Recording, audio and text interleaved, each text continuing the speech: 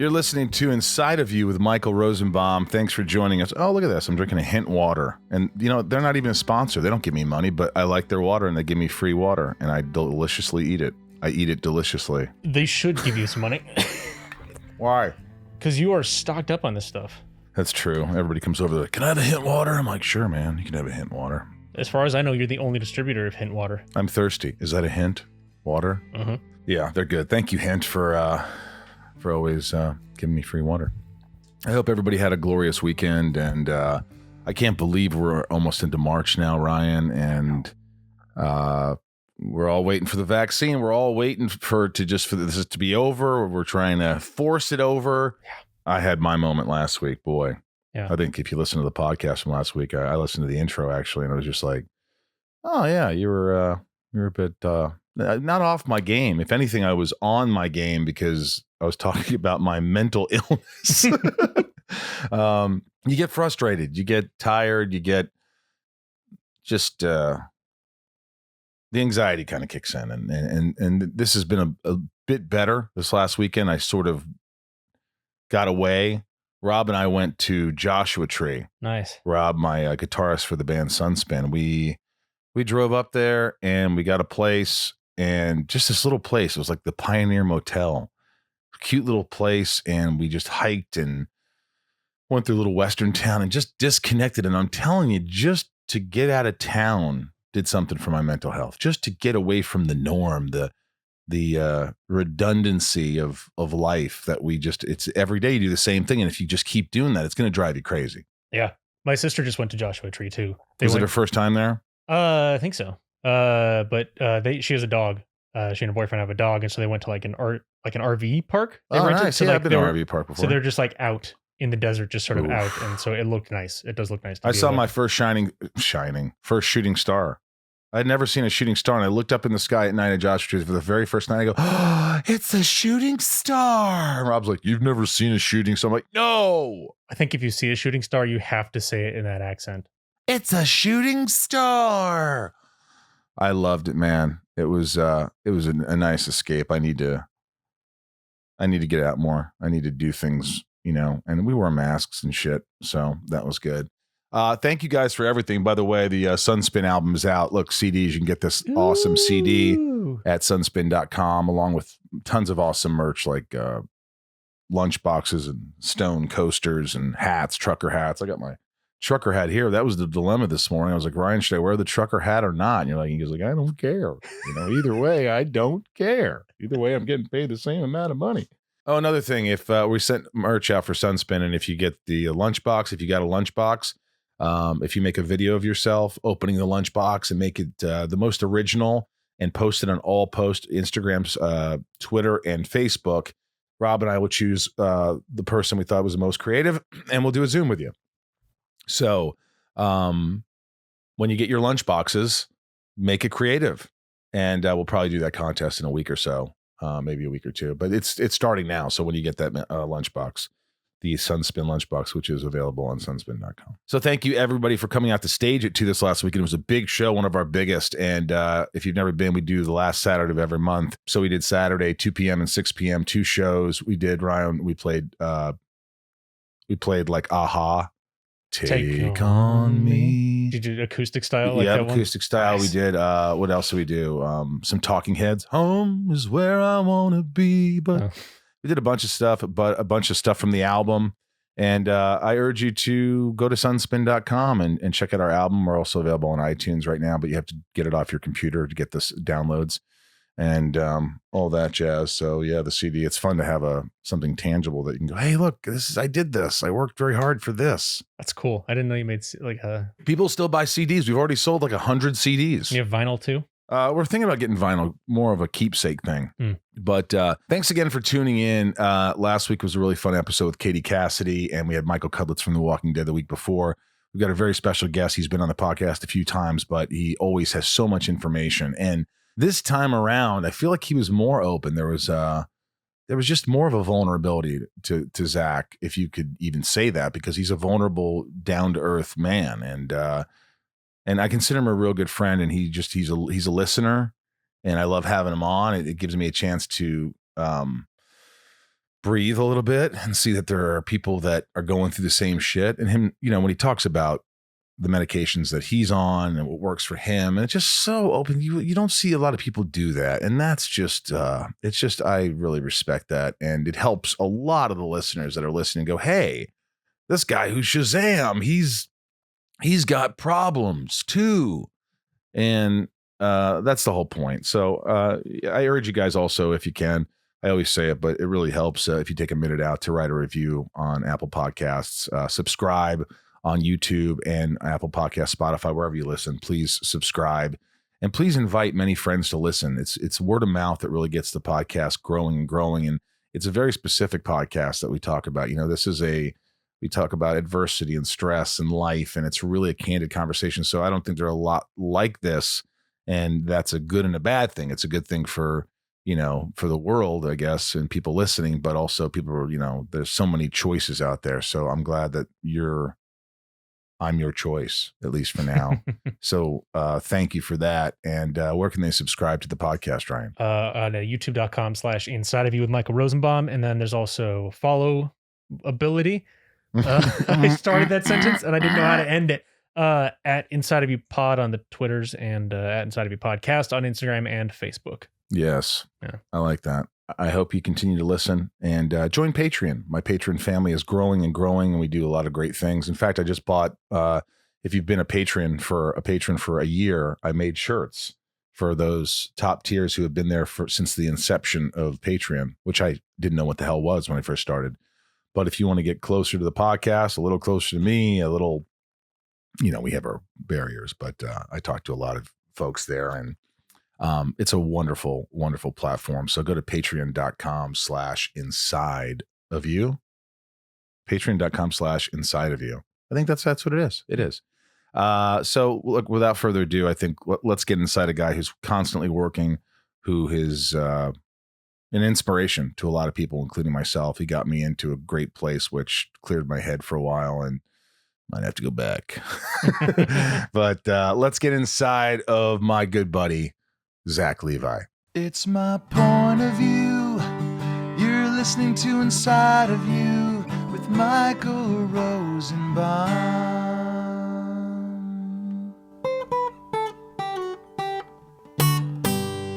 Inside of You with Michael Rosenbaum was not recorded in front of a live studio audience. How deep is your love? How deep is harmonize your love? I really need to know. 'Cause we're running just as fast as we can. That's not how it goes. We're running just as fast. You jumped into Tiffany. How did you do What are the words? You're going, running just as fast as we can. No. What are the words of the How deep is your love? I go, how deep is your love? How deep is your love? I really need to know. 'Cause we're living in a world of fools. Living in a world of breaking fools. us down. Is that Morena Baccarin in the back? I believe in you. Is that Morena? Is that Morena Baccarin over your left shoulder? It kind of does look like a Morena, but no, it's just some random piece of art in this house that I'm staying in. Whose house are you in? I'm in a rental house in Oklahoma City. Because you're filming. What are you filming? Well, I was filming a movie called The Unbreakable Boy, and we finished that, and then I went home for the holidays for a couple of weeks, and then I'm coming back, and basically with like 50% of the same crew, we're about to shoot this movie, American Underdog, which is the Kurt Warner football quarterback biopic. Right, you're Kurt Warner. Yeah. Have you been practicing? Oh yeah. Can you throw a football? Can you throw a football? I can throw a football pretty well. I mean, I don't know that I throw it as good as Kurt Warner, but I mean, geez Louise. When you throw that good, you play in the NFL. That's true. But I've been doing a lot of like strength and conditioning training all through. Like once I got to Oklahoma, I started training, and all through shooting the last film, I was doing that, and also some QB training. Even before I came to Oklahoma, I had a QB coach who's now here in Oklahoma with me, and we're going to be running drills and just getting form down and making sure not even just how to throw a football well or what it means to be a quarterback, but specifically to emulate Kurt as best I can. And so, my quarterback coach, is kind of breaking down the various things that, Kurt would do. The way he steps back in the pocket, the way he kind of all of it, bounces, the way, whatever it is. How you hold the ball, how you move with the ball, how your head's moving. Do you move your head at all? And unfortunately, I was even able to, in this little holiday break, I road tripped, me and my girlfriend road tripped from LA to Phoenix. And I was able to go hang out with Kurt Warner and his family for a couple of days and just absorb them and their dynamic and their. You hung out with Kurt Warner for a few days, like at his house? Yeah. Isn't that bizarre? Is that like John Biner? Remember John Biner? It was super bizarre. Wow. I've never really done, like the Unbreakable Boy that I did prior to this is kind of a biopic in that it's about a real family, and I was playing the husband and father in this real family. But he and I looked very different in real life, and the movie has it takes it takes enough of our artistic liberty to kind of create it and weave it all together in the way that those things typically do. And no one's gonna be the public scrutiny isn't looking at me and this other gentleman, Scott Lorette, his name. Right. Nobody's being like, wait a minute, but everybody knows Kurt Warner. So there's a whole nother level of scrutiny that you're under when you're representing being someone that is so well known and famous, I think. Well, look, as someone who, I know sports, I play football. I could actually throw the ball. I'm not bullshitting. I could throw, I have videos of me throwing a ball. I could throw a freaking football. I mean, I can, I'm telling you, obviously nobody's, Kurt Warner level. I mean, Tom Brady, but like Kurt Warner, what is interesting about, if I don't know anything about football, why would I go see a Kurt Warner? What is the catch? That's a great question. Yeah. I mean, what's it interesting? What's the story like in a nutshell? Don't break it down, but just in a nutshell. The movie's not really about the football.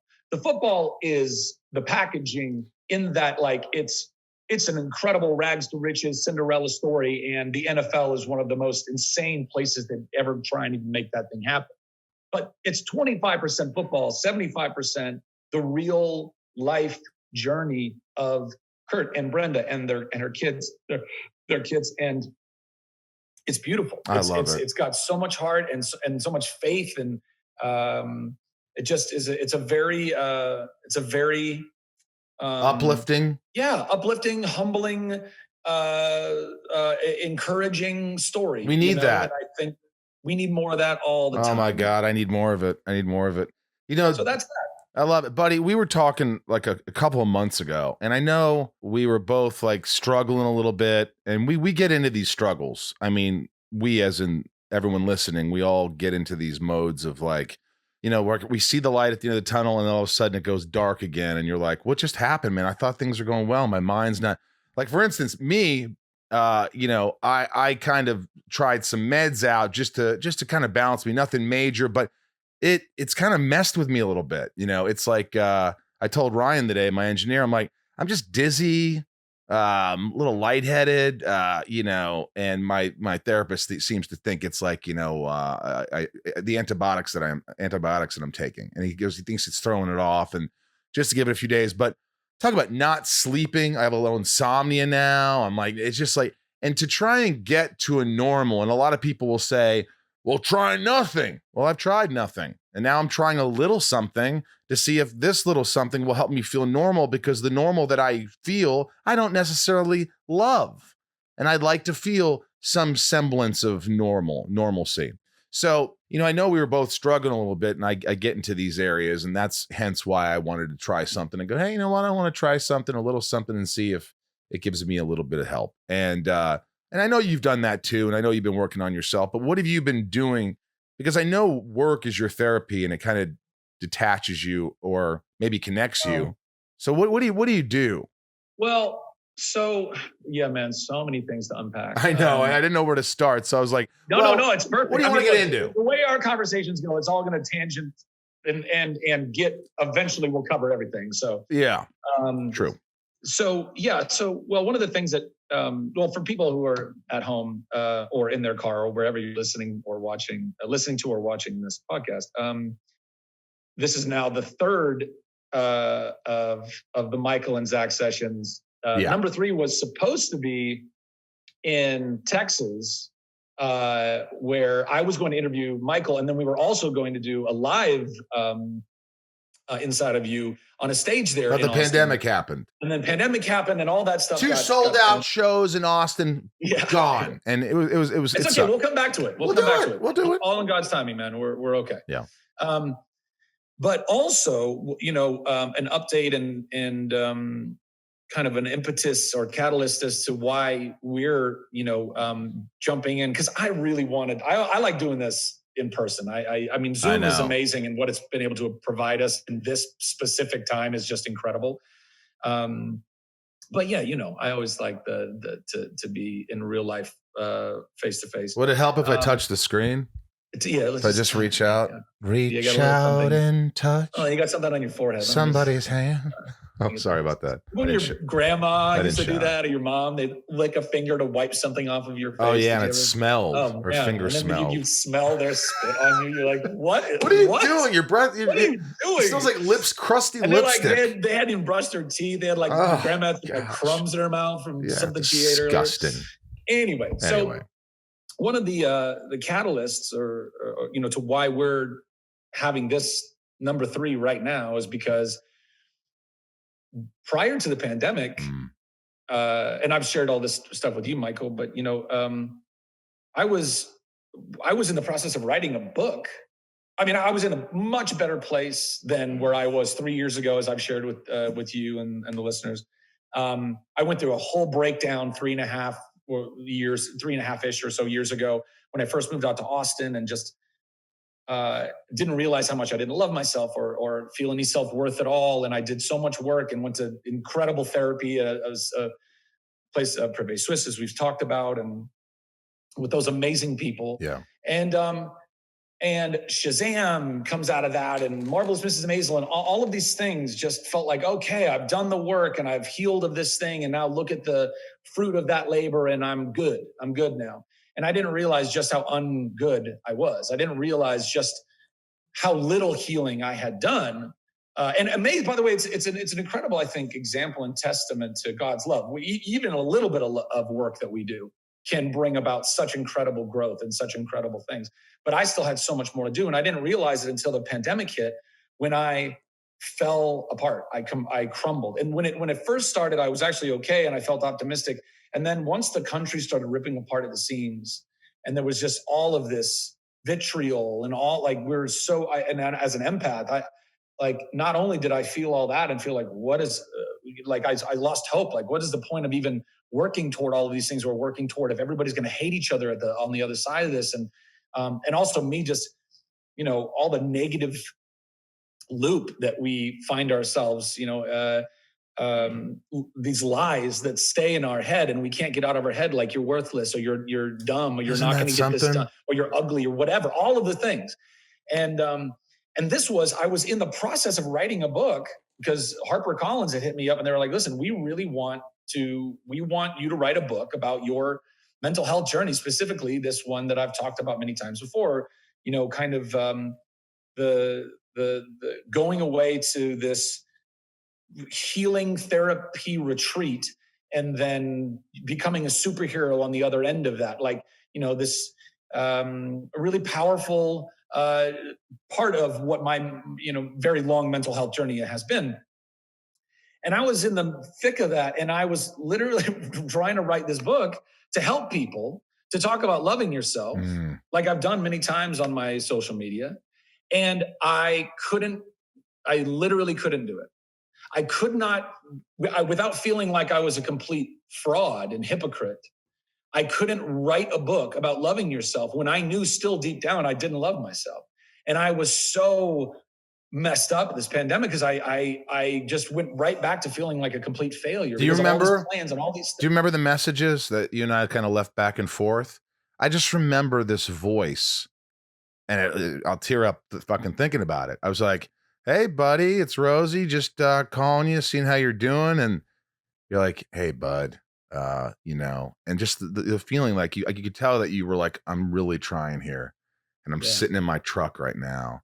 And And I have that message, and it just was like, it broke my heart. And I was like, it broke my heart, but at the same time, it was almost in a weird way nice to hear somebody that can maybe relate to how you're feeling. So I didn't want you to feel like that, but I felt like, I immediately FaceTimed you and I go, hey, let's talk. And we talked for a long time, and we weren't expecting to, but it just was like, I know you've really stayed away from a lot of medication for a long time and this and that. And we were kind of talking about, hey, look, we got to try something. And I remember, you're right. You went to this place, and then I went to that place because I respect you so much and love you so much that I was like, I'm going to do this for me. I remember you said, what's your biggest investment? What's the most important thing to you? I go, I don't know, the most expensive things, probably my house, I guess. You go, no. I go, I don't know. My van isn't worth much. You're like, no, buddy, you're the most important. That shit is nothing without you. If you're not healthy, who gives a fuck? Health is wealth. And that struck a chord, man. And I was off to Connecticut and just trying to better myself. And so then afterwards, I feel better. And we're like, I go, you were right. This really helped. And then you were in a good place. And all of a sudden we find ourselves back into this lull. And then it's like, well, what just happened? I thought we fixed ourselves. But then we realize it's a never ending battle. It's a never ending, like, you have to work on yourself. And so, then here we are. Well, I think it's never ending, but I used to be much more downtrodden by that. Like, I hate the idea of, forever pain, forever inconvenience, forever whatever. But I think that similar to, if you, I've used the dental analogy before with mental health, but if you never learned to brush and floss your teeth, or you learned but you never did it your whole life, you're going to end up with all manner of problems in your teeth. And then at that point, you're going to have to do some major, major, major work to get it all fixed again. Good analogy. And then beyond that, you're going to have to then continue to do the things that you were supposed to do in the beginning. And had you done those daily, those little practices, brush your teeth, floss your teeth. If you brush your teeth, floss your teeth every day, which is, 5 minutes, 10 minutes if you're slow, then you don't have to have root canals. If mentally and emotionally, which, by the way, this is everybody, because no one has been taught really good mental and emotional flossing and brushing techniques, unless you grow up with therapists. And even that's a weird thing, because therapists being parents, like, I have friends whose parents are therapists and they're screwed up too. There's all those things. But so yes, it is a never ending. Our mental and emotional well-being journeys are never ending, but they don't have to be never ending traumas. It's a never ending maintenance. And I think that where I found myself and where you found yourself, and where I think I know a lot of people find themselves, is how do you even, where do you start? Well, yeah. How do you, what kickstarts you into wanting to care for yourself if your serotonin and dopamine levels are so low that a depression, clinical depression even, that's what I've definitely suffered from throughout my life. I didn't realize that I did. Again, we always think that everyone just kind of feels the way that we feel. It's normal. We don't realize that some people don't get into the lows that some of us can get into. And when I first went to Connecticut, when I went to Connecticut to Privé, am I allowed to say their name on here, by the way? Yeah. Oh, okay. You went to a place that helped you. No, I know. I just didn't know. I went to McDonald's and had a burger. What are they going to sue me? So I was taking Lexapro, which is an SSRI, an antidepressant, and maybe it was just because I didn't take it long enough, or I didn't take the right dosage of it, but it never really felt like it helped me at all. So right, because everybody's brain chemistry is different. So some people it helps amazingly, some people it doesn't. Yeah, I think I had tried that in the past and didn't help. And there are so many different SSRIs, antidepressants, because of that. Because your particular brain chemistry might respond better to Prozac, which is what I'm about to get into, which is something I've been taking for the last few months now, which has been a game changer for me, and I'll get into that. But with the Lexapro, it didn't really feel like anything was working, and I got some really good wisdom and love and healing at Privé, and I really was that. We all kind of have that thing, and it's like, well, I don't want to have to take a pill for the rest of my life. I don't want to have to do that. Well, Guess what? Sometimes you do. And that's okay. Sometimes we are all born. I mean, there are people that are born missing an arm. Right. What if they said, well, I don't want to have to use a prosthetic for the rest of my life? Well, they're just cutting off their nose to spite their face. Right.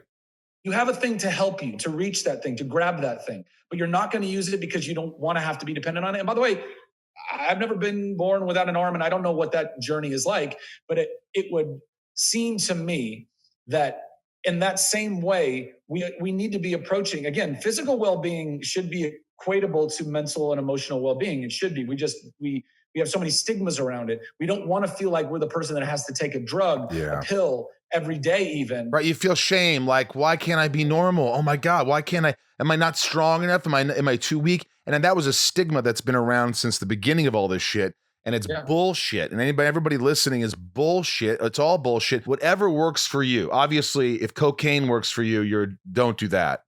That's a bad thing.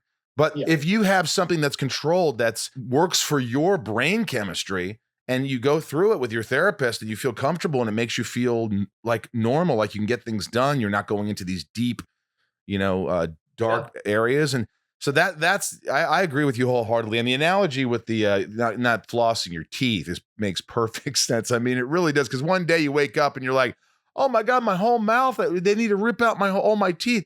Well, that's the exact same thing. If you wait to your our age, you're 40, you're 40.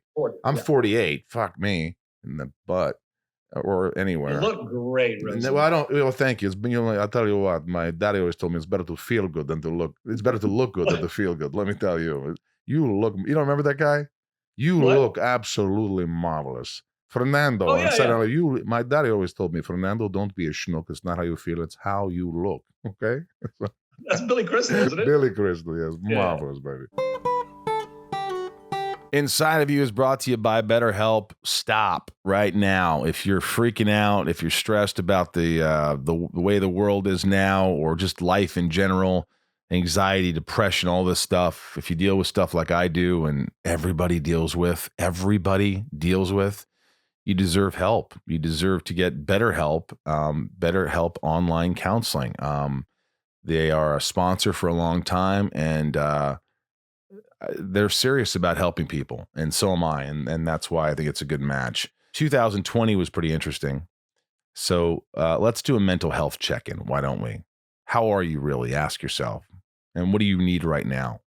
Therapy can help. And people ask, what is therapy exactly? And they sum it up pretty good. It's really whatever you want it to be.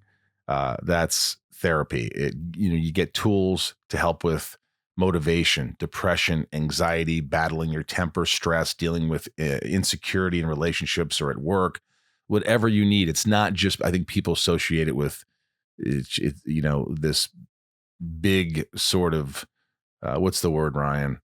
It's just this stigma of, people that need therapy are, no, that's absolutely not true. I always say people who don't go to therapy are, you know what I'm saying? It's time to stop being ashamed of normal human struggles and start feeling better, because you deserve to be happy. BetterHelp is a customized online therapy that offers video, phone, and even live chat sessions with your therapist, so you don't have to see anyone on camera if you don't want to. And it's much more affordable than in-person therapy. And trust me, I live in Hollywood. It's expensive. So BetterHelp is way cheaper, and you can start communicating with your therapist within 48 hours. Join the millions of people who are seeing what therapy is really about. It may or may not be for you, but it is certainly worth looking into, because you are the greatest asset. This podcast is sponsored by BetterHelp, and Inside of You listeners get 10% off their first month at betterhelp.com/inside. That's betterhelp.com/inside. BetterHelp. Inside of You is brought to you by Athletic Greens. Guys, I don't know what to do here with you guys, because, you wake up in the morning and you do what I do. You probably eat a bowl of cereal, or you eat bacon and eggs, and you don't get any important crap going in your body. You don't get the good stuff in your body. We neglect our bodies, and it's so easy to please them, especially with a product like Athletic Greens. I mean, this is something, a powder that you put into a glass of water, a 10-ounce glass of water. You mix it up in seconds It's got 75 vitamins, minerals, and whole food sourced ingredients, including a multivitamin, multi-mineral, probiotic, greens, superfood blend, and more. And they all work together to fill the nutritional gaps in your diet. You increase your energy, better focus, aids with digestion, and supports a healthy immune system, all without having to take multiple products. This is, again, something I talk about.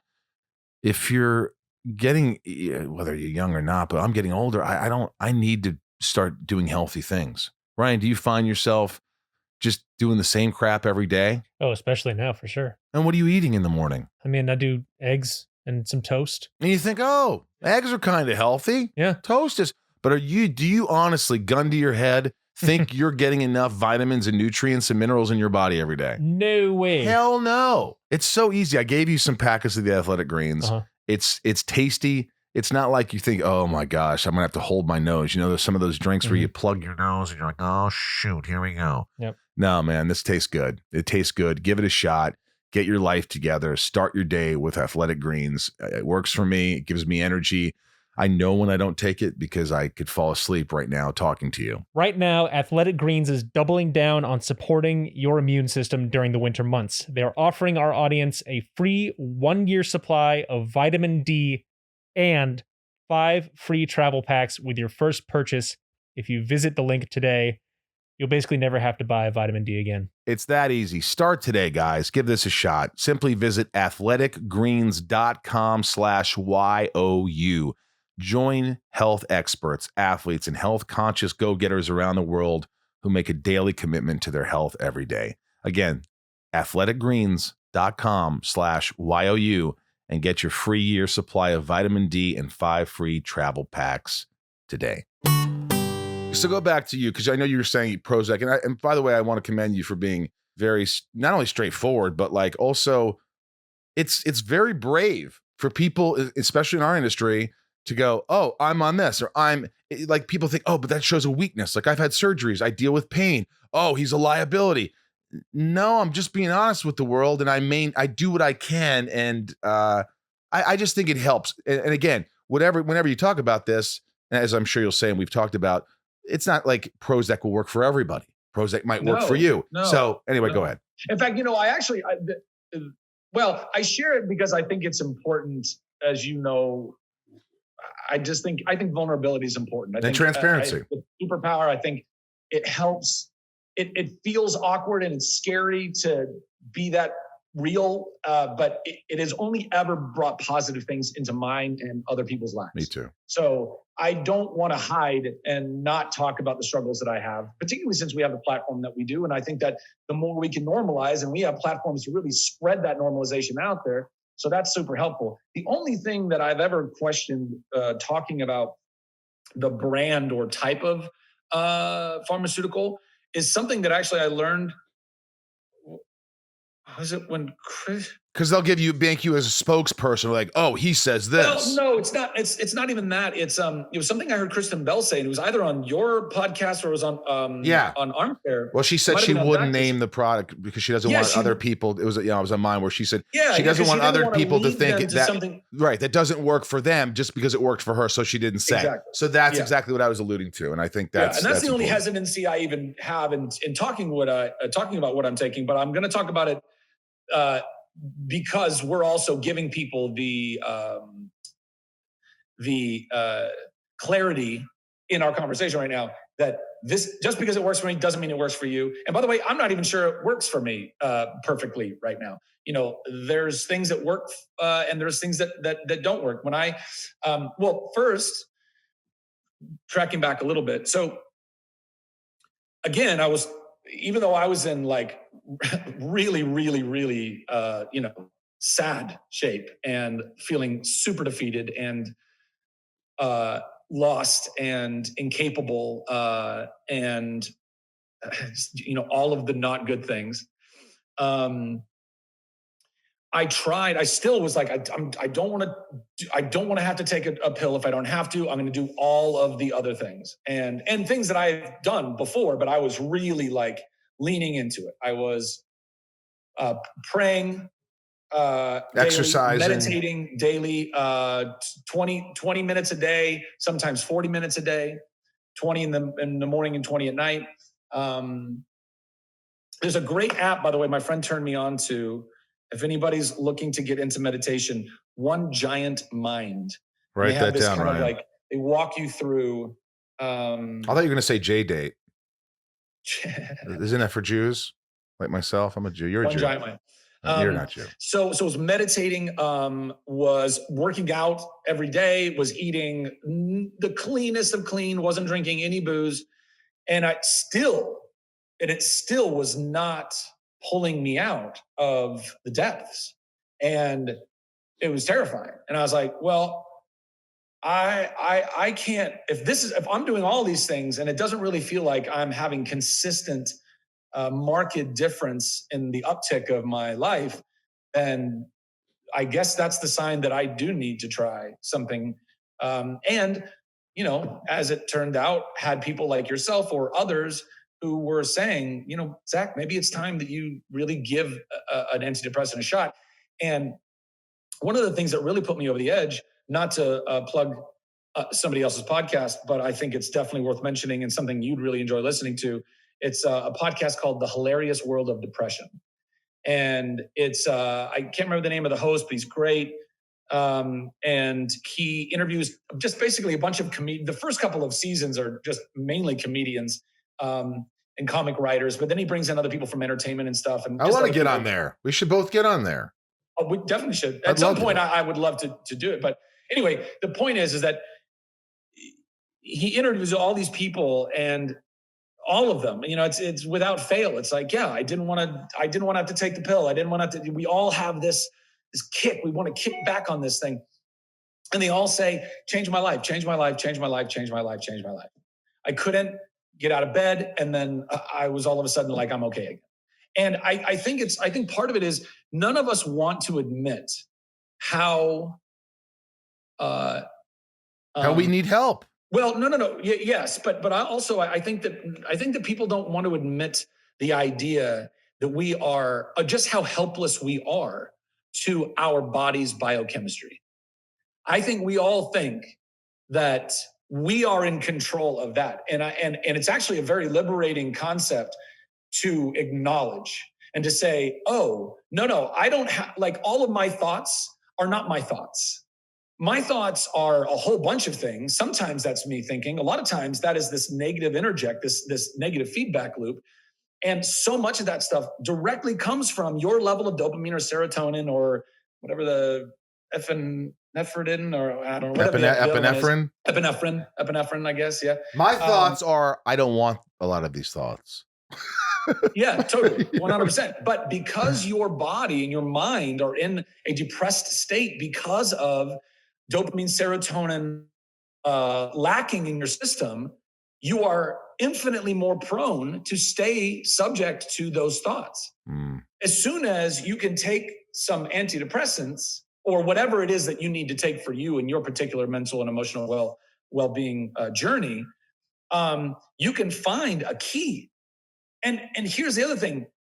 It shouldn't shock anybody that we all have mental and emotional issues.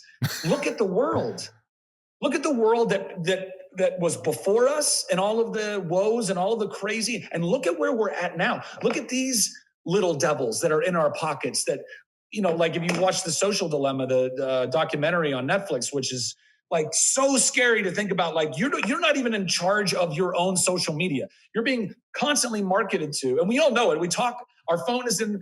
Dude, I swear to God, you're absolutely right. I was sitting with my friend Joe outside, and we're sitting there talking. I don't remember exactly what was said. And I'm just going to say for random. It's like, yeah, it's like, when I got this taco at Taco Bell last week. I'm not kidding. 10 seconds later, he just looked at his phone and goes, dude, you're not going to believe this. Yeah. It Instagram popped up an ad for Taco Bell. Yeah. I'm not on my phone. So they are 100. pretty much listening to you. You cannot trust any. Oh, it's sad. It's terrifying. So, and kids are growing up with this more and more and more and more. We're constantly just distracted from working on ourselves. The longer we get distracted, the longer it takes for us to actually come to emotional and mental wellness and maturity.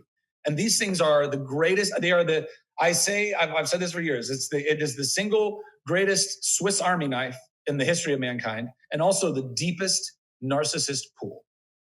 You can get lost in it.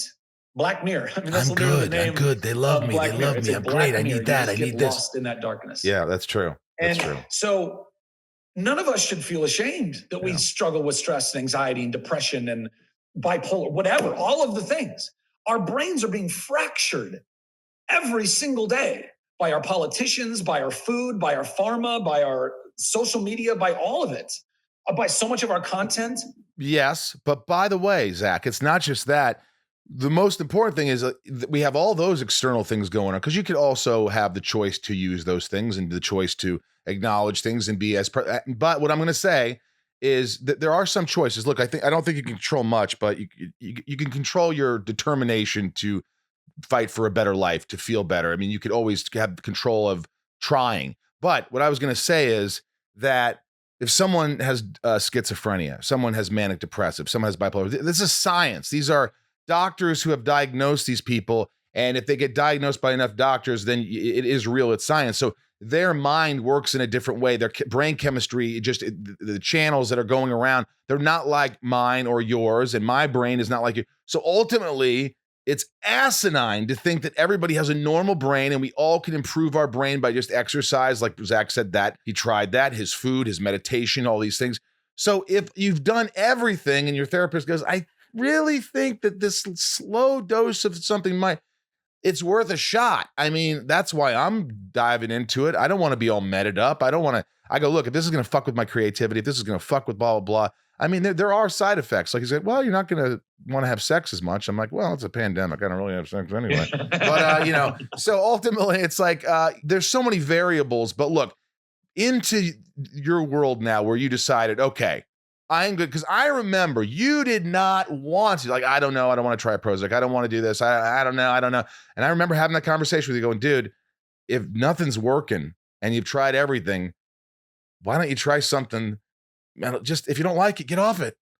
Just monitor it. Talk to your friends. Yeah, I think part of the difficulty in this is that you're asking almost without fail, you're always asking a depressed person what they should do. A depressed person doesn't know what to do. They're scared of doing almost anything because you don't want to make it worse. Right. So it's a really weird oxymoron, right? It's this paradox. Like, of course, the depressed person is not thinking clearly or as rationally or as logically as they ought to be.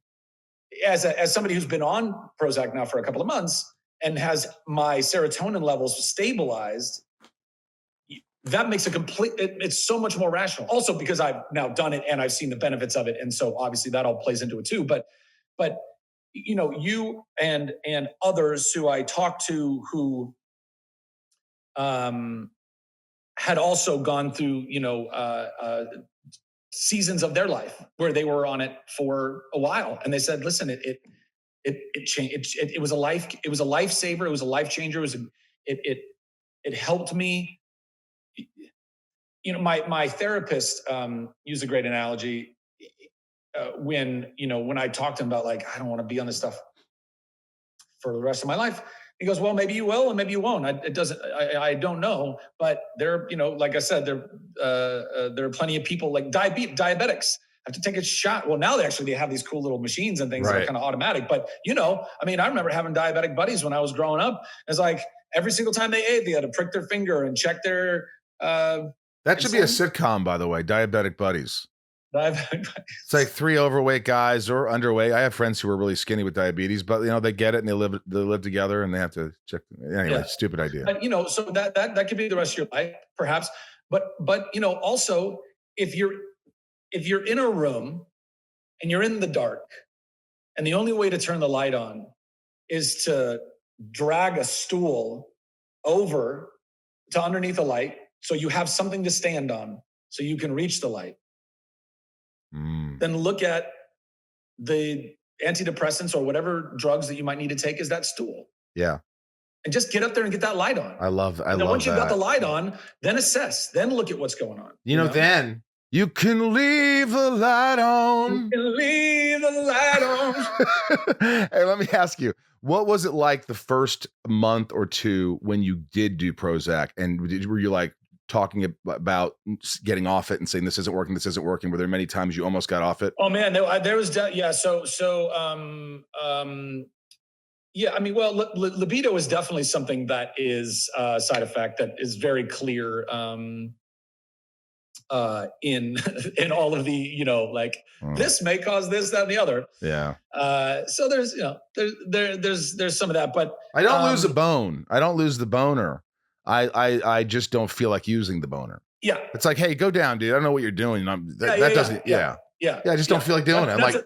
That's a very good way to, a very good way to summarize it. Bone be gone. No, but that is whatever. You can deal with that shit. The thing that made me almost get off of it, and I'm glad I didn't, and I'm glad my therapist encouraged me to push through. And this is a good disclaimer for anybody who is thinking about getting on antidepressants. Just keep this in mind. In my case, so I started on, a small milligram dose, 5 milligrams or something of Prozac for the first couple of weeks. You gotta like, you want to ease into these things. It's very delicate to all this biochemistry, and you want to make sure that you're putting the right stuff in and it's not having adverse effects. So 5 milligrams, golden, but didn't really feel like it was lifting me up that much. 10, still not much. So then I was able to go up to 20. And when I did, for like the first couple days, I was okay. And then for about a week, I had gnarly anxiety. Now, I was already suffering from anxiety. I suffer from anxiety without that. So that was one of the things I'm trying to get away from. Right. And it ended up amplifying my anxiety in a way that was like, I can't do this. Especially while you're working. You're doing the underdog. You're doing all these other things. You're preparing for these movies. You can't have horrible anxiety. No. So what happens? You fight through that anxiety? Or I just fought through it. And I talked to those closest around me just to be like, hey, just know if I'm like, needing to go take a walk or I'm just, breathing, or it looks like I'm just like, resting or whatever. Like I'm just trying to breathe through this stuff and know that this is not real. It is biochemistry making something feel real. And that's what I'm talking about. Like we are not humble enough when it comes to how strong and powerful our minds are.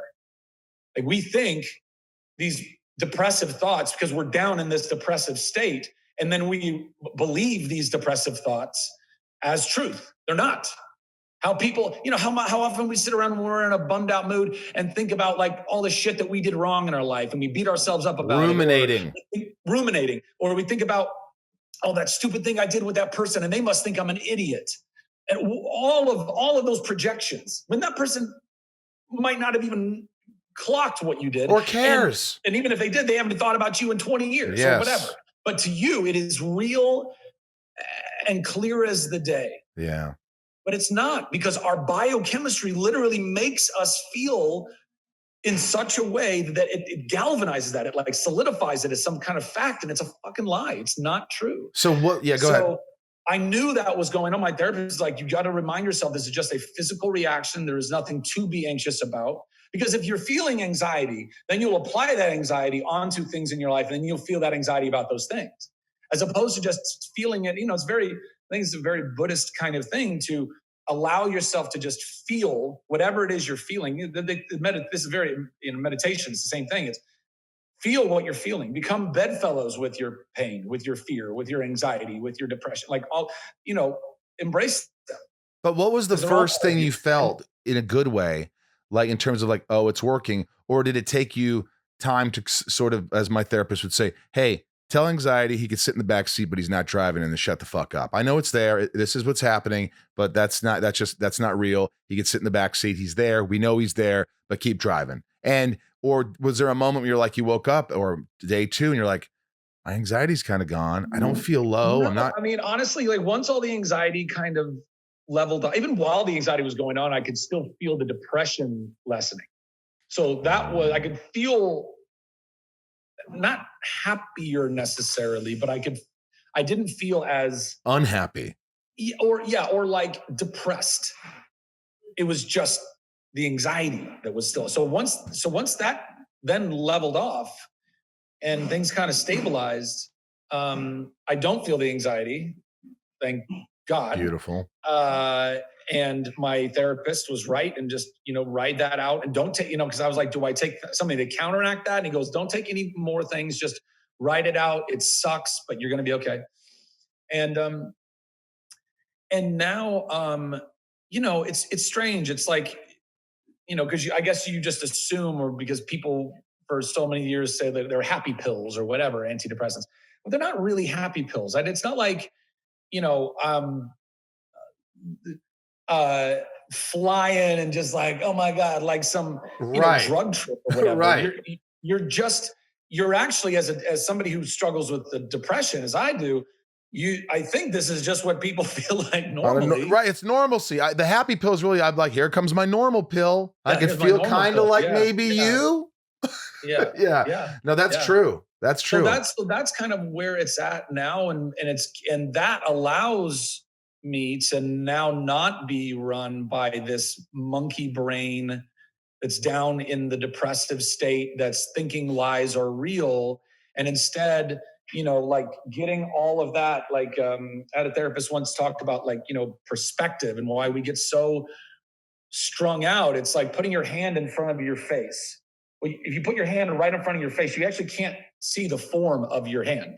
You know it's your hand, but it's all kind of double visioned and, there's no real clear lines. And until you can pull your hand away far enough from your face, then you can go, oh, that's a hand. I can see all the fingers. I can see all of the lines in it.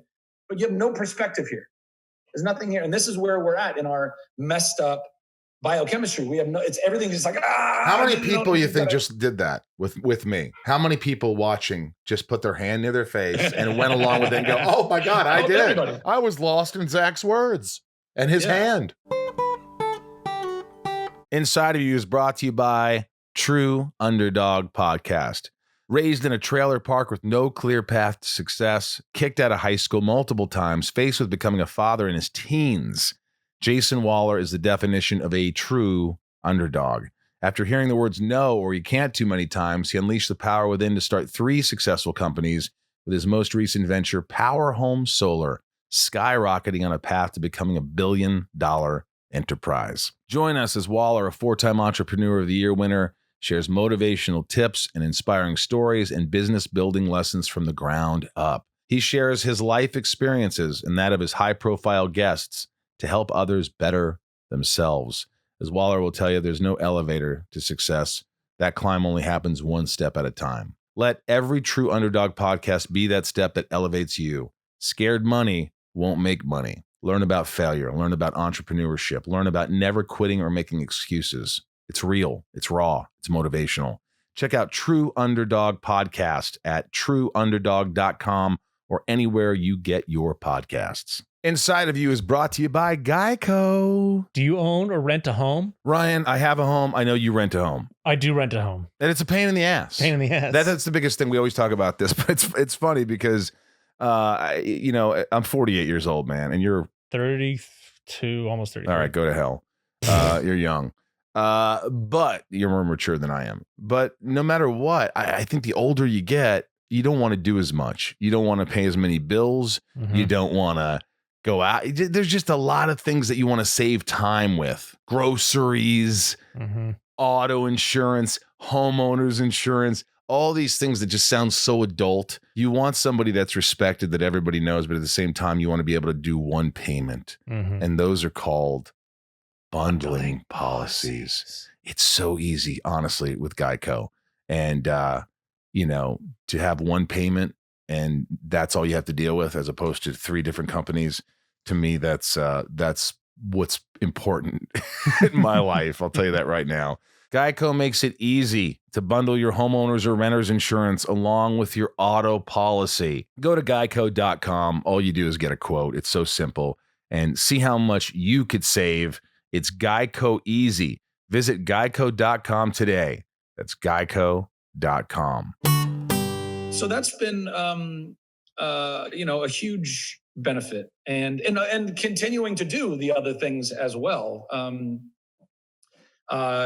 And staying healthy and staying strong and mentally, emotionally, physically, spiritually.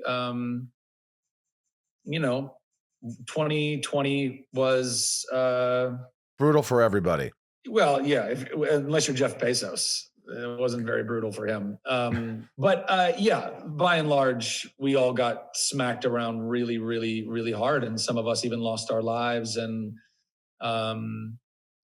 And we're not out of the woods yet. There's still going to be more COVID flying around. We got the vaccines, which is great, and more of those will be handed out. And depending on how well or efficiently we do that, maybe by summertime, maybe we have things opening to a level that feel real.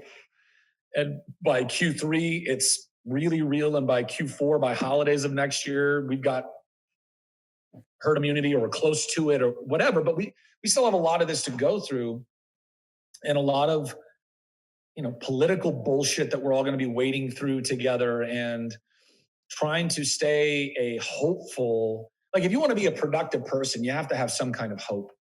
You have to have some kind of faith in something, resolve, faith, something where that it's worth it. And when I'm at my highs, everything's worth it. But when I'm in my lows, I'm like, what's the point of life? Yeah, isn't that something? What are we doing? And that's where I know that I can swing. And whether I'm bipolar or not, I don't know. I've never been diagnosed with that, but bipolar is a massive, big catch-all category, and there's all manner of there's bipolar 1 and 2 and 3, and 3 is just a whole bunch of stuff that we're not really sure what it is, but maybe it is bipolar, but we don't know. And when I'm happiest, Zach, I think when it's 1 a.m. and I'm on eBay looking at old lunch boxes, vintage lunch boxes. I just got this Empire Strikes Back one. There's something to be said about just kind of, it's not healthy. It's not healthy. But my excuse is I'm not going to be some douchebag. I'm not going to go buy a $300,000 Benz or whatever. I'm just buying a $30 or $80 freaking Empire lunchbox. That's it. I'm not spending like crazy here. I might spend a few $100 here and there. I'm not going nuts, but I want some lunchboxes.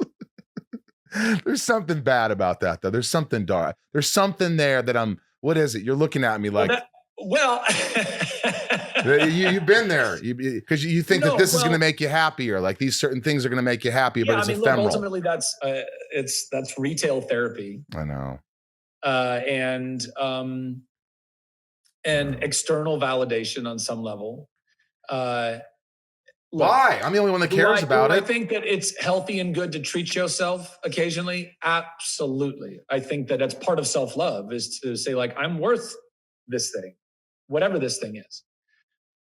Only we can gauge when we are buying something because we're worth it, buying something because we want to be worth it. And that's where I think, a lot of us struggle and stumble. We don't give it enough thought before purchasing. And then, because once you purchase, you get the dopamine rush and you get the fun and you get the thing and you get it. But that goes away quick. Really? By the way, that was one of the things. Wow. One of the things that I've definitely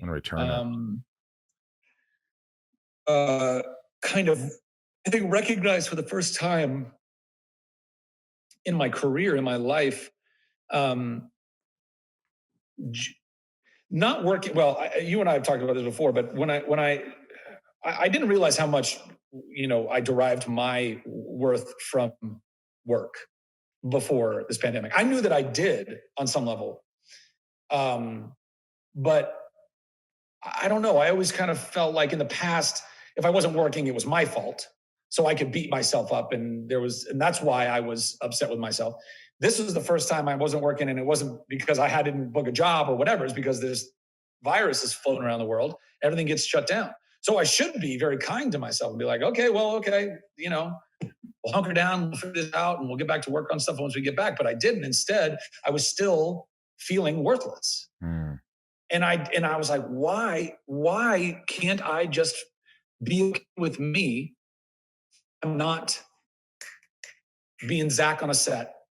If I'm not being Zach with my cast and crew and taking care of people and loving people and entertaining people there and making a thing that's going to go entertain people outside of here for years to come. Why can't I feel like I'm worth anything if I'm not doing some version of that, or, you know, working and producing and creating? Why can't I? Because I still didn't love myself enough. I still don't. I'm still working on valuing myself enough to be okay if I don't do another TV show or another movie or another play or another song or whatever. If I had to switch careers right now and go do something else, am I going to be happy with myself? Am I going to love myself? I'm trying.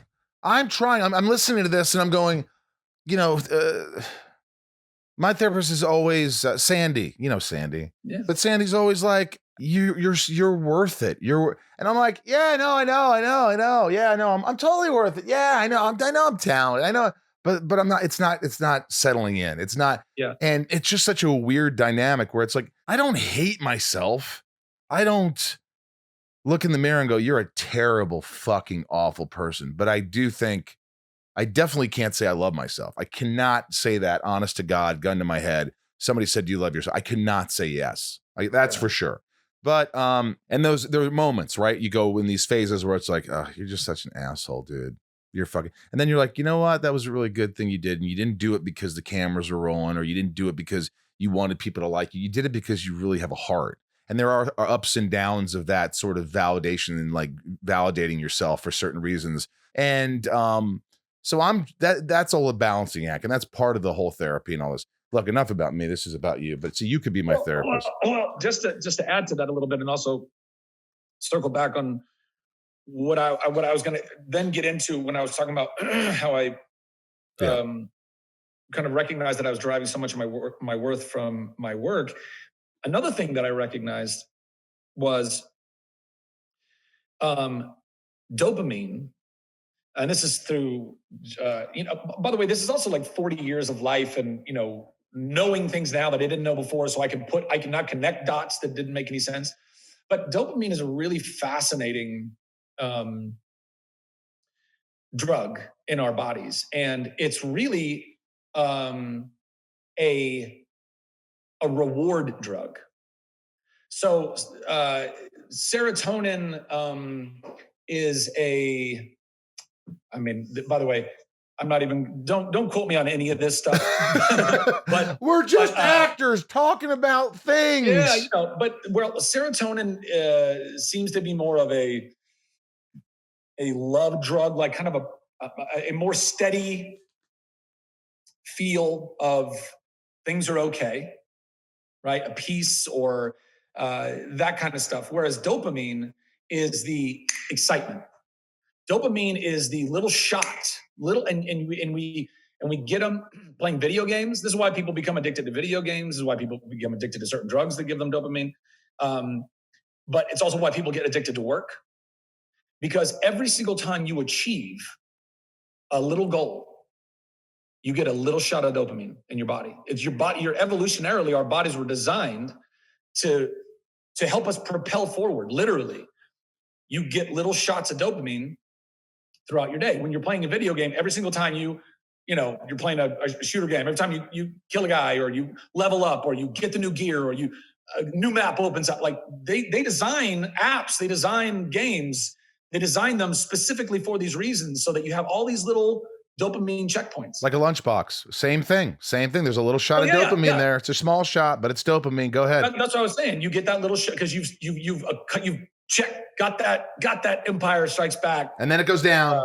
Got it. Done. Yeah. And then it goes down and you got to do another one. You get another shot. Right. Get rid of it. So what I didn't realize was I had basically stripped myself of all of my little dopamine shots because I have been grateful and very blessed to have been working as consistently as I've worked in my career.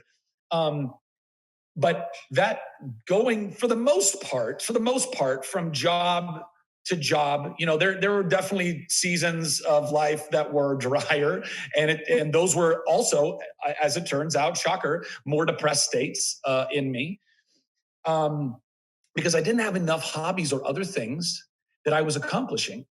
I was always wanting to go to work, and when I was at work, I got all the dopamine that I needed. Because you show up to work, by the way, getting up, this is why there's scientists and like there's this, I think there's a Navy SEAL has this great commencement speech, and he talks about tucking in or making your bed in the morning. And the reason why you make your bed in the morning is because it's the first shot of dopamine you get. It's an accomplishment. You accomplish making your bed. And it's a little, and they don't need to be big accomplishments. I do it. They need to be little accomplishments. Do you do Getting up, make your bed. You make your bed? Go to the bathroom, brush your teeth. Take the shower, shave, whatever all those little things. And we don't think they are, but they actually are little teeny accomplishments. Wow. When you go to work as an actor, you show up, hopefully you're on time. Accomplishment. You say hi, you've got some community there. You're seeing your set PA or your base camp or whatever. Cool. The director hugged you. Sure. When you could do that. You're rehearsing. The rehearsal process is an accomplishment.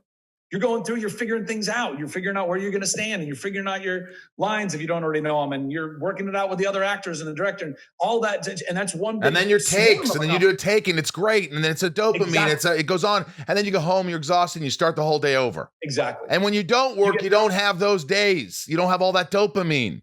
So what do you do? Well, I think you're doing things that are helpful in that regard. You are busying yourself with your podcast, with writing your music, with performing your music, with whatever it is, your hobbies. I struggle with hobbies because I don't prioritize them. I think that in my warped thinking for so long in my life, it's like, well, those are kind of a waste of time. I need to focus on the work stuff. I spend too much time screwing around and playing video games and doing whatever, and I don't have time for that. I need to go do this stuff. So for me personally, I need to invest in me. I need to invest in me time. I got a ukulele. I'm learning how to play ukulele. Let's write a song together. Let's my next album. Let's do a song. Why don't we do a duet? Well, or I'm not kidding. Like I have a duet on this album. I'm so you're right. All these hobbies. Like I'm thinking the music. Wait a minute. I've never been more happy. Never been happier. Never been felt like a rush, a dopamine. Every time I get a note back and here's this song and we have notes and then I have to go re-record this. And even though I'm not I haven't been a musician in my life, I love music. And I finally said, just because I don't sing like Adam Lambert, I can fucking make music. And now you can't get me away from writing music. I love it. I don't care if I become a rock star. I'm not there to be a rock star. Yeah, I want to make music and hopefully people like it and the patrons do and friends do. And I love it, most importantly, for the first time in my life. So maybe that is a breakthrough. Inadvertently, I didn't realize that music would be such an important factor in my life. And that is a hobby. And so maybe you're right. Take the ukulele up. Let's write a song together. Let's go back and forth with lyrics. Let's put something down and go, hey, that's another accomplishment.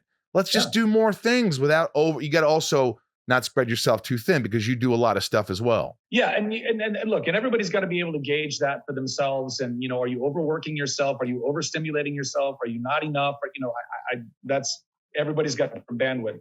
I know for me, I found myself in this pandemic without work and not knowing how to enjoy my own life. And I was so blessed, man. I was on my ranch in Texas on the river. I had family and friends that could come and stay with me and all quarantined together. I mean, we had a beautiful situation, and yet I was still so despondent. And one of the things that I gleaned from that was, because I have not just to derive all of my worth from my work, but part of the reason why I do that is because I get my dopamine almost exclusively from work. Yeah. And if I don't have enough to do for work, and I'm telling myself, well, this is a waste of time over here to go and, get better on my dirt bike or mountain bike or get up and run every day or whatever, learn how to tap dance, learn a new language, whatever it is. And also it's difficult when you are in a depressive state to believe in yourself. So that makes it harder. So before you get to that deep, deep down depressive state, or even if you're in it right now, recognize that you telling yourself you can't do it is a lie. You telling yourself that you're not worthy of doing it is a lie. Go and do it. Fake it till you make it, because you will start giving yourself dopamine by accomplishing. go accomplish.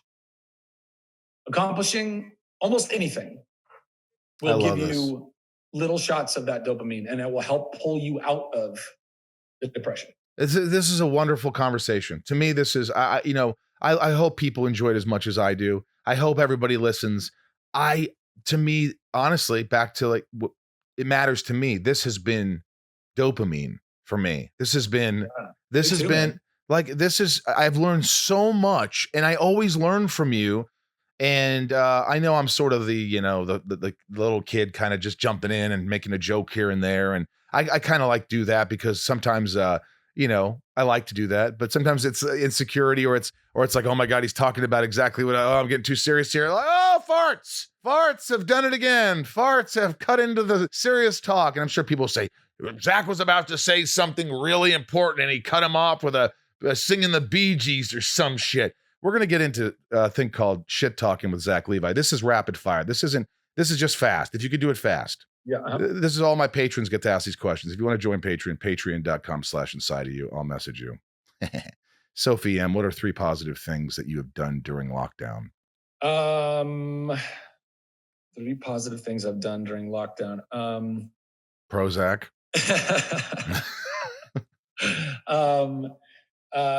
Eating right, working out, and meeting a lovely girl. That we didn't even get into that. We're gonna get all right. Hang on, we might get into that, but we might not. I don't want to get personal. I will. We have been personal. Jen D. How has your recent social media hiatus been beneficial to your mental health? How has your recent social media hiatus? Tremendously. I've ventured back on a little bit, but I find myself almost wanting to disappear again. It's just incredible how addictive Instagram specifically is. Just the endless scroll. You're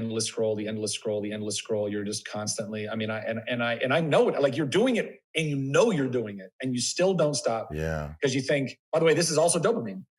Because every single time you come across one of those memes that's a golden meme, and like, I won. See, I was supposed to keep scrolling. I found the nugget. And then keep going. Instead of just ending there, you go, I bet I'll find another one. It's me with popcorn. It might as well be a one-armed bandit slot machine. You're just ding, ding, ding, ding, ding, ding, ding, ding, ding, ding. It's me with popcorn. I'm like, I've had enough. I'm bloated. I'm farting and I need to stop. And I'm like, no, I have half a bowl. It's delicious Himalayan salt. It's not the worst thing in the world. It's non-dairy butter. I'm going to finish this fucking bowl. I'll even give a few more kernels to my dogs. Dopamine. Sure. Steph A., what's something you like to see WB do, Warner Brothers do, that you think would make the DCEU, the DC universe, better? Bring back Lex Luthor? What? Say what? They did bring back Lex Luthor. No, right? I know. Did they bring back the Lex Luthor? No, that's the question she asked. No, is that what you go by now? The Lex Luthor? No, I don't go by that. Some people do. Screen Rant, other publications.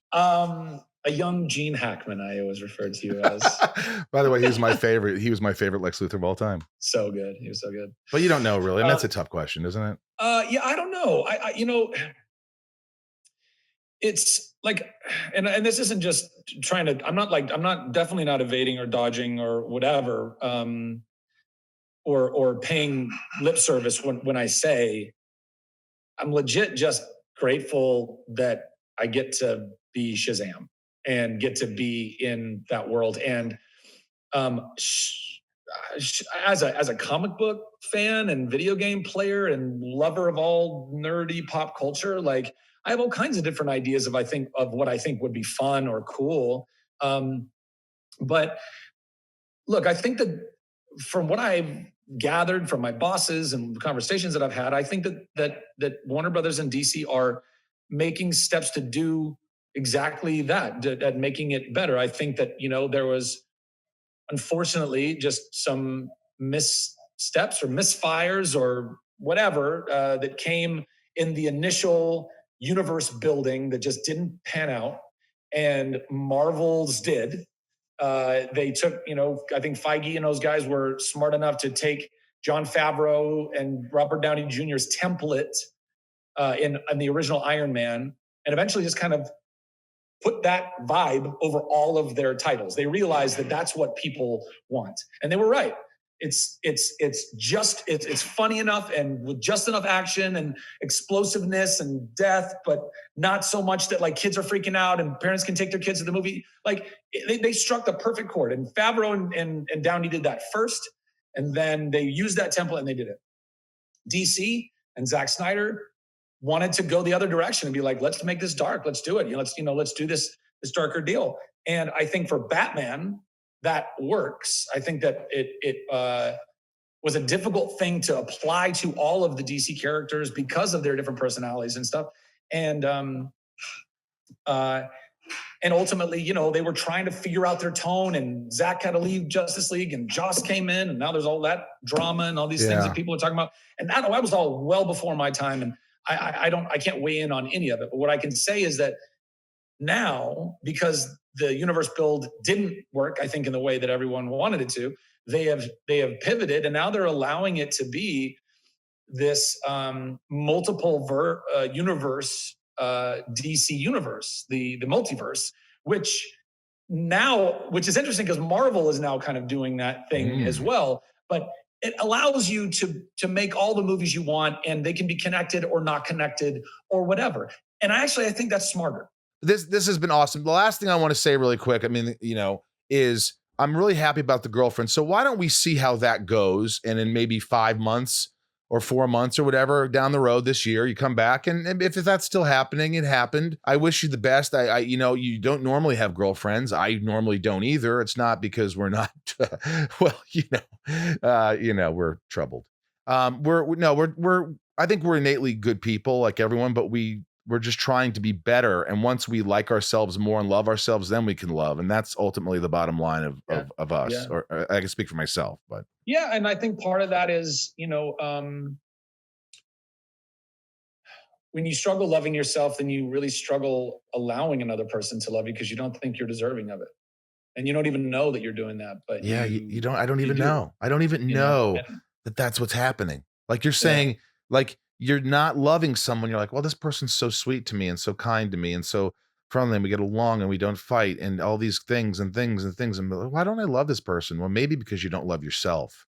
But how do you do that then? Is that really the reason? Or is it? So it's just this battle that you have in your head, and it's just like a bunch of lies, like you said. And it's like, get to the bottom of it. And that's, I think, what we're doing. That's why we're here, Amen. Thanks, Zach. I love you. Thanks for being here again. I love you too, man. And I love everybody out there listening and watching. And we'll see you soon. You edit these episodes, Ryan. Uh-huh. You have to listen. You have to really listen to them. Yep. Is this something, did you get something out of this one? I did. What did you notice about Zach that was different this time? Zach, well, I haven't listened to the old ones, but he is one of them. Every now and again, you get somebody who's just an open book and then will just say whatever is on his mind and whatever he's going through, and so he let it all out. Mm-hmm. He talked openly about like his being on medication for depression, which he was hesitant about, and so I mean, whatever you're willing to discuss, he is open to it. Yeah, that's true. I sometimes have guests who just don't want to open up as much, or they have specific things they want me to cut out, or, there's reasons, people don't want their whole lives out in the open. And I get you want to be private, but when those people that have a voice, that have recognition, a name, celebrity status, open up, they just don't realize, we don't realize how much power that is. Mm-hmm. That's power. That's using your celebrity to help people. Now that is beyond, to me, an Oscar or winning awards and all that shit. Because what you're doing is you're actually helping people, and I think Zach does that. So, and he deserves everything he is getting in terms of success. He's a great guy, and I love to see him fighting the good fight. You know what I mean? As Zach told you, or Zach was talking about all the medications, things that he does, we are not professionals. We're not licensed professionals. We just talk about our problems. And so if you do need help, you know where to get it. There's BetterHelp, which can help you with online counselors. There's And there's also emergency hotlines if something's serious. And, if you're in an emergency, don't listen to the podcast, get going with your stuff. You know what I mean? So once again, if you want to join Patreon, the Patreon family, it's patreon.com/inside of you. I write a message to you after you join. Also sunspin.com. You can get our lovely CDs out. They're autographed or unsigned, but there's shirts and lunchboxes and a bunch of stuff. Go to sunspin.com. Sweet trucker hats. Look at that trucker hat. I love it. I wear it all the time. And what else? How could they subscribe to the podcast again? YouTube.com/inside of you with Michael Rosenbaum, at Inside of You Pod on Twitter, at Inside of You Podcast on Instagram and Facebook. Yeah, I'm going to start like a contest or something. I started it for the Sunspin. Like if you get 10 people to go to the stage that haven't gone before to see us, we'll give you a Zoom. So maybe there's something where all my listeners out there can, they can get 10 new listeners or something, and then they could get some free merch or free something, or there's got to be a way to do that. Give them an incentive, if you will. You know what I mean? Would you guys do that? Tweet me. Let me know if that's a good idea. And also you could send messages, which I don't check regularly, but I do check. And I look at your emails, your messages, and I appreciate them. The letters are so heartfelt. hello@insideofyou.com. hello@insideofyoupodcast.com. That's it. hello@insideofyoupodcast.com. Sunspin.com for all the merch, and Inside of You store. You can go to Inside of You store online and get all these great shirts and tumblers and mugs and autographs. There's also Lex Luthor pictures and Smallville lunchboxes and shit. So there's a lot of fun stuff there. And a big shout out to all my patrons. Again, couldn't do it without you. Love what a great community we have. It really is. It's splendid. I do these YouTube lives where it's just for patrons. So it's a private link, and I just play songs and talk back and forth with them, and they're messaging me. And we have a big Zoom for the top tiers. Every couple months I'll do a big Zoom thing. So it's hard too, because there's so many people leaving messages that you can't respond to everybody. You just can't. I mean, I would spend every day, all day on that. And I do respond, but sometimes it takes me a minute, and I'm not a fast reader, as my agent would tell you. Can you read the script? Can you just read it and see if you like it? I don't think I'm going to like it, but have you read it? No. But just read it. Read the fucking script. All right, let's read the patrons. Okay, here we go. Any voice in particular like to? How about Freddy Krueger? Nancy D. See, that would take too long though. Yeah. Mary, Leah. I could just read them.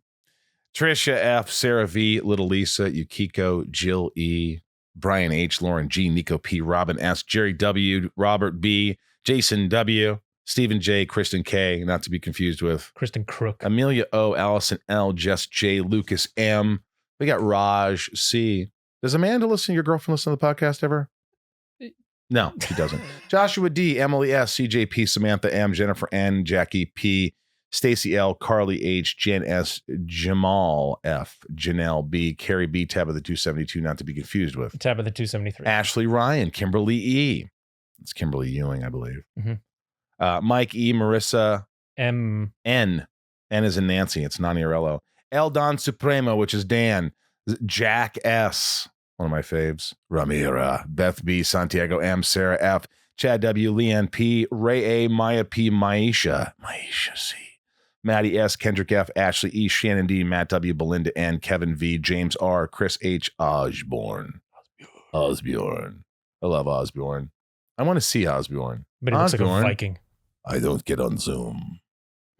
Sorry, I'm too cool. Osborne. He's busy launching flaming arrows at boats. We're probably way wrong. It's like, I have no time for this. I'm a Viking. By the way, his name's we're probably effing it up completely. It's probably like Asbjorn or Abajorn. And there's an O with a line through it too. Right?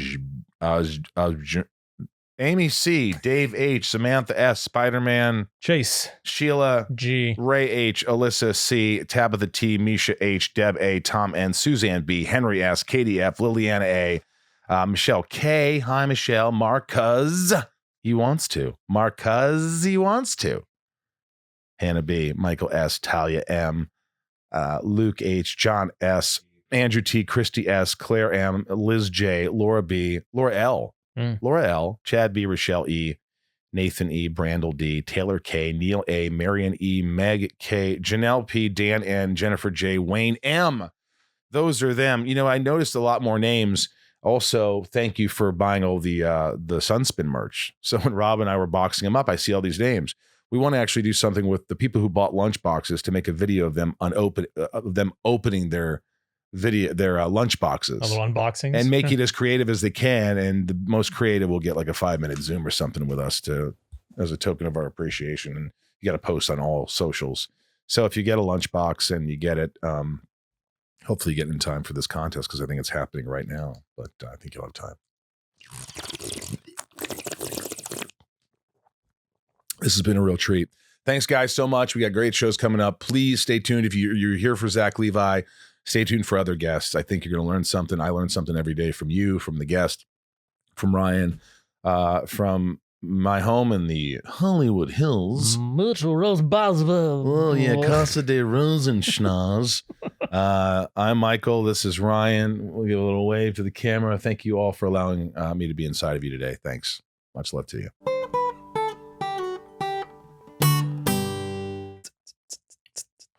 I just died in your arms tonight. It must have been something you said. Just died in your arms tonight. All right.